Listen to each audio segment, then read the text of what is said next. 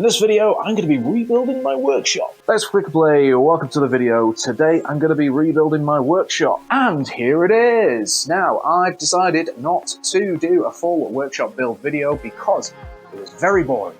Instead, I'm going to give you a workshop tour, and then if you're still interested, I'm going to put a time lapse at the end so you can see the beautiful transformation of my little basement bomb shelter workshop thing. Now, it's not completely finished because I kept on adding things to the build as I was going along, and I started running out of wood, screws, patience, and time. After all the comments you guys have been giving, I do want to get back to doing videos and putting out some regular content. First of all, my workshop is my basement. My house is a couple of 100 years old, and the previous owner told me that this bomb shelter was installed in World War I, which is pretty cool, but it also means it restricts me on size when I'm building stuff because the walls aren't straight. There's lots of other little annoying things like this giant stone table. I can't do anything with it, I can't move it, so I've got to work around it. For the past year in my videos, my table saw was out a lot of the time, so I've left it out. I've also transformed the stone table into an entire slidey thing for the table saw, so I've got loads of space. It also means I can take my cutting jig,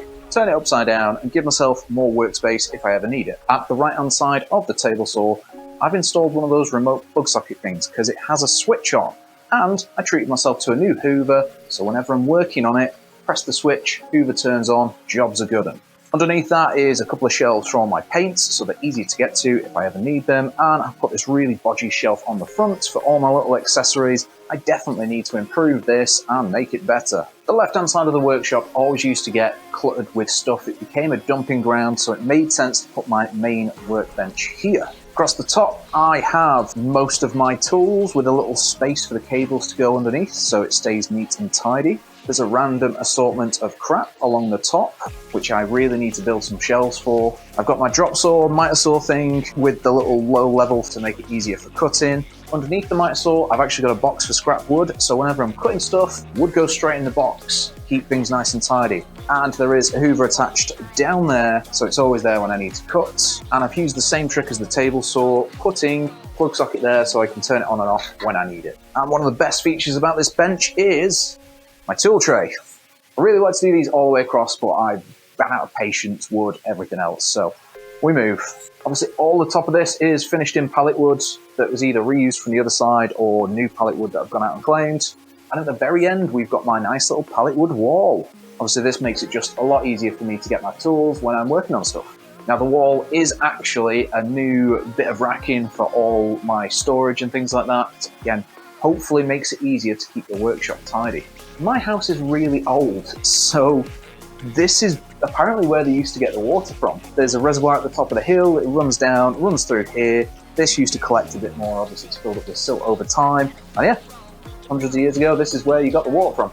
So I really need to finish this pallet wood wall to get it covered up, you know, because it's quite near to some electrics. And next we have this little workbench here, which wasn't in my original plan. These tubs here were supposed to be on the main workbench, but because the tools are there, they needed somewhere to live. The small workbench was built. Turned out pretty good because the storage is quite nice under here. I seem to have way too many tools. It also gave me space to put this little holder for the rest of my clamps, so they're easy to access, easy to put away.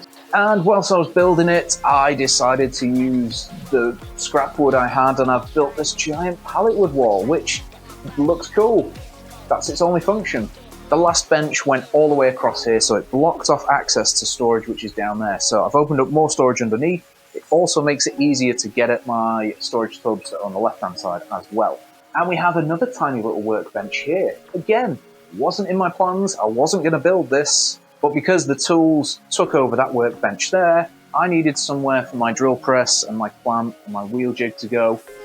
And we were having an office refurb at work and there was tons of spare wood, so I had enough spare wood to build this. And it has a nice little shelf for all my little boxes of tools there, so easy to get to, take out, get the thing, put it back. Hopefully it keeps the workshop tidy. Unfortunately, I didn't have time to rebuild my wood storage area, which is really annoying. And there's now tons of scrap wood up there, so I need a project to make use of it all. There's actually a small area behind this door that I really want to sort out, but it's going to take a lot more work than I thought, so yeah, I didn't get to do that. Really happy with how this turned out, apart from how long it took and that it's not quite finished. I've built more workbenches, I've got more workspace area, I've got more storage, and somehow it feels more spacious. There's just a lot more room to work around, and hopefully there's more space for me to put things away easier so it doesn't get as cluttered as it was last year.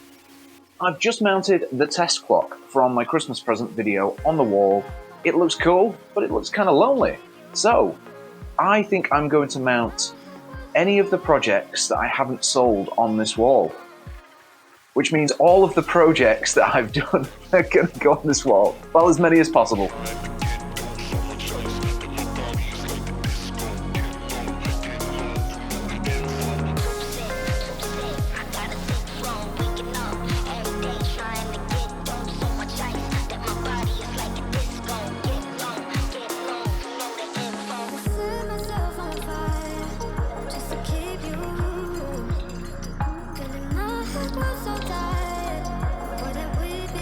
If you are interested to know how I built any of these ones, if you've missed my previous videos, I will drop a link for each item in the description below. So that's the basement, and here comes the time lapse.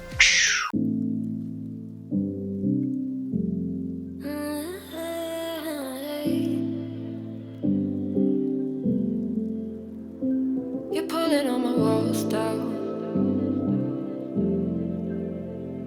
I've never been exposed like this before. I'm good at shutting you out. I've always had a way of keeping closed. Being hiding, I've been calling out your name from the darkness, thinking it's too late. If you're finding I've been too much on your plate, I'll keep hiding, calling out your name, calling out your name.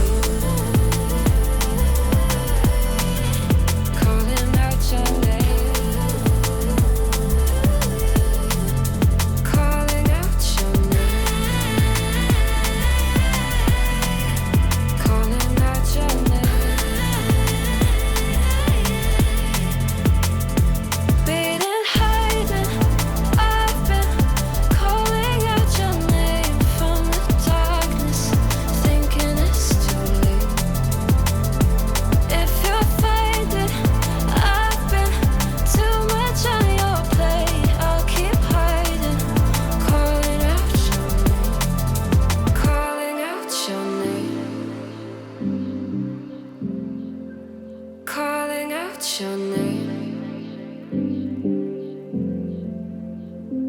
Tell me how you're feeling since you got me out in the open. Now I'm ready to dive in. I know you told you it would be a slow burn.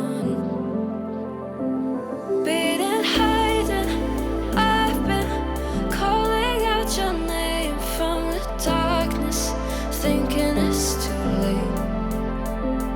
If you're finding I've been too much on your plate, I'll keep hiding, calling out your name, calling out your name.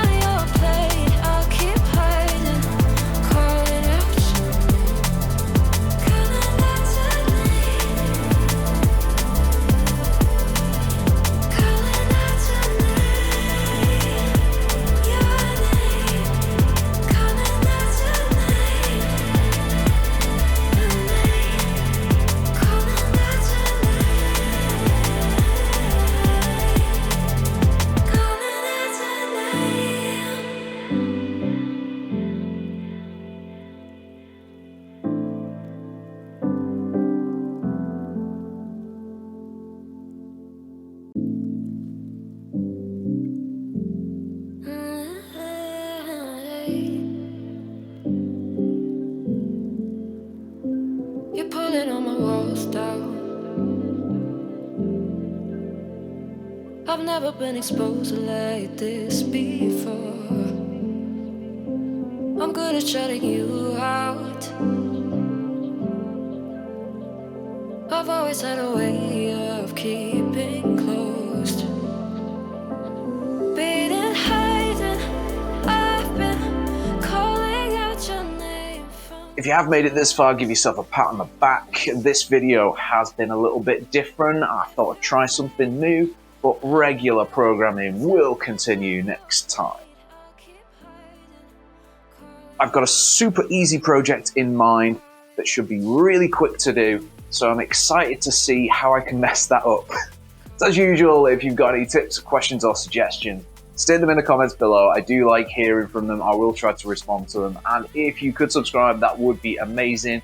Apart from that, see you in the next video. Hope you enjoyed it. Have a good day. See you later. All that stuff.